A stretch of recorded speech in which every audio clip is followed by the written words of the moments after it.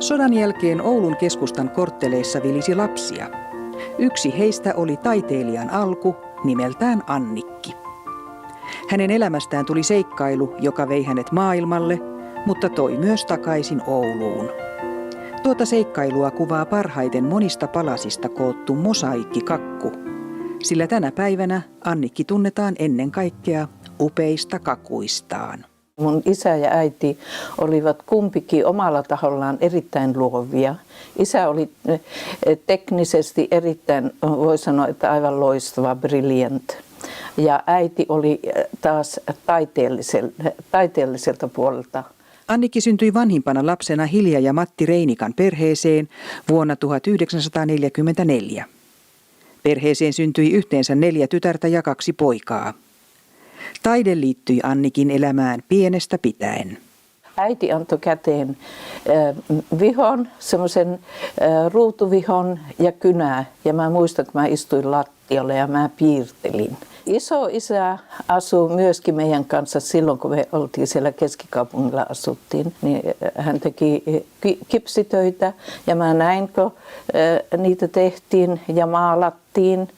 Reinikan perhe asui Oulun keskustan kortteleissa ja lähellä oli myös työväenopisto. Kesälomat alkoi, niin mä kävin niiden pulpeteissa, oli niiden piirustuksia ja mä ihastuin siihen, että on ihania piirustuksia ja sai sillä tavalla niin myöskin sieltä virikkeitä. Kun ikää karttui, Annikki pääsi opiskelemaan taidetta eri taidekouluihin, mutta taiteella ei pystynyt elämään 1960-luvun Oulussa. Niinpä hän lähti maailmalle. Ensin Ruotsiin, sitten Englantiin.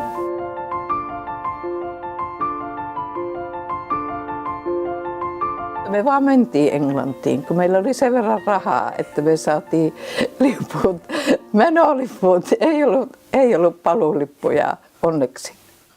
Englannissa tapahtui kohtalokas tapaaminen, kun Annikki tapasi nuoren intialaisen opiskelijan Jacobin. Rakkaus syntyi salaman nopeasti.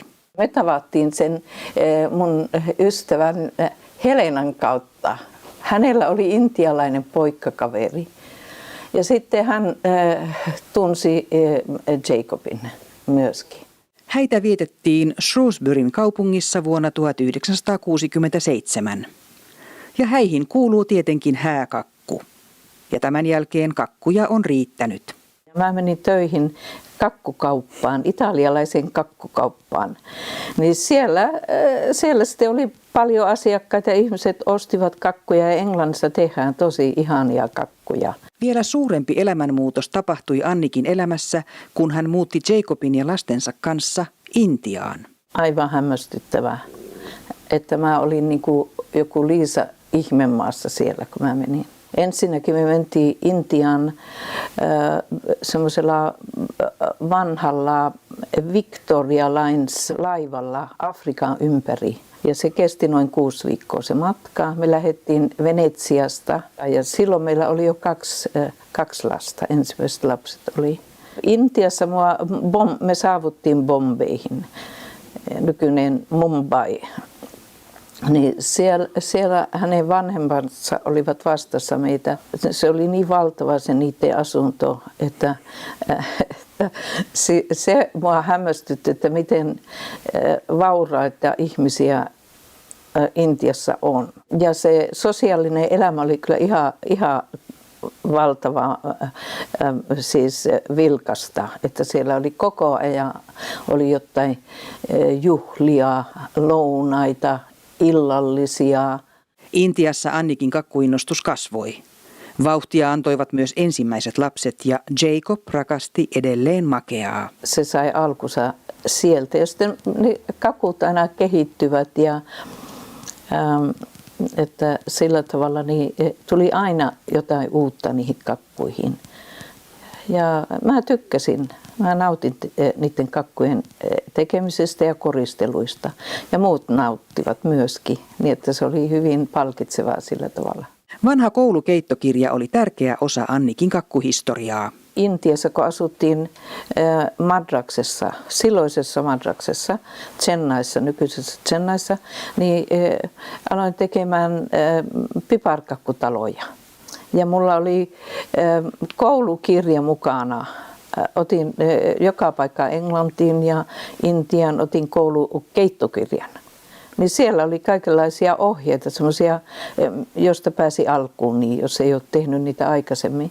Niin sieltä se kyllä lähti, sieltä koulukirjasta. Onneksi keittokirja oli matkatavarojen joukossa, sillä sen avulla käynnistyi piparkakkutalojen suunnittelu. Mä en koskaan tyytynyt vaan siihen perusmalliin, joka siinä oli siinä ohjeessa. Mutta se ainakin auttoi saamaan sen talon kokoon, se piparkakkutalon teknisen puolen kokoon. Ja sitten siitä mä aloin tietysti heti suunnittelemaan siihen lisää aivan erilaisia semmoisia yksityiskohtia ja lisiä. Aina tuli lisää joka joulu. Tässä esimerkki Annikin piparkakkutaloista myöhemmältä Oulun ajalta. Kyläkirkon erityisiä yksityiskohtia ovat isot, värilliset, sisältä valaistut ikkunat, joulukuusi, seinään kiinnitetty kynttiläteline ja irrallinen kynttilä, ja ovi aukeaa ja sulkeutuu. Syntymäpäiväkakkuja mä tein jokaiselle. Niin, sitten niistäkin tuli aina jotain yksilöllistä ja aina vaan tuli lisää niihin semmoista lisäulottuvuuksia. Siinä aina näkyy juuri nimenomaan se persona. Ja mä teen sillä tavalla sopivia juuri henkilölle. Ja erityisesti meidän ensimmäinen tyttären poika, joka syntyi Oulussa, jonka isä on suomalainen myöskin.